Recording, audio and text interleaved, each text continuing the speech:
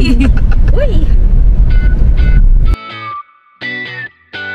Hey guys! Welcome back sa second part na aming ganda-gandahang content with a special participation of Bini Mika. After namin lumafang at umaga sa Jollibee, tabiyahin na kami papuntang Calatagan, Batangas. Siyempre hindi mawawala yung kulitan at kalokohan sa biyahe. Pampawala antok na rin. Kitang-kita naman sa ginagawa ni Mika. Then around 11 a.m. nakarating kami sa Manuel Beach Resort.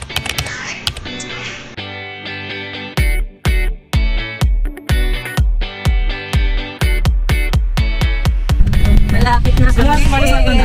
Hi! We're almost there! Manuel! Uy! Alam mo kung may tala, hindi ko nagalagi. Ano?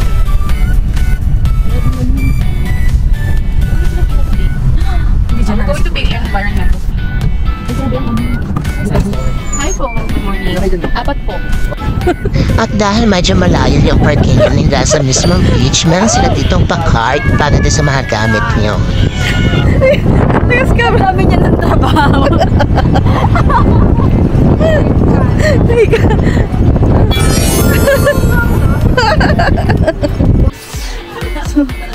Ayan. Ito sa pati. Dahil power puff kayo. Dahil power puff tayo. Ano yan? Nagagentahan ata na. Sige na yung rentahan nila na yun. Magkano po? Amang naman? Magkano? Iwan ko yung sa pag-ibig sa pinakita. Ah. Marami rin pag-ibig. Ah.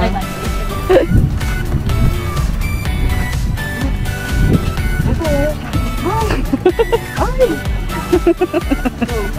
Teka, magre-reverse ako. Okay na yan. Magre-reverse ako.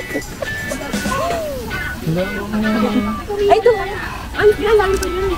Gusto niya, kaya na tayo? Saan? Saan ko, iba na lang tayo. Hindi, ilagay niyo muna dito, tapos hanap tayo. Ayun, yung beach front. Naka beach front tayo. Lagay niyo muna dito. Hindi, mag-ocular ka muna, girl. Oo, hindi, lagay niyo muna dito, tapos mag-ocular kami. Tara.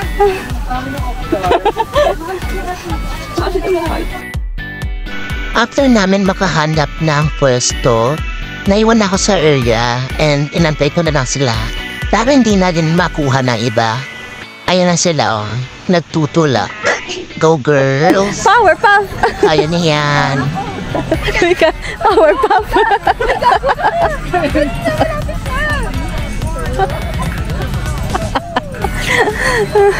Ten, ten, ten, ten, power puff!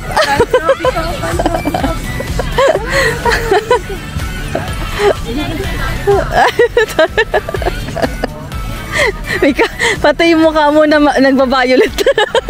Hindi. Na-high blood na ako, be. Ayan, dito.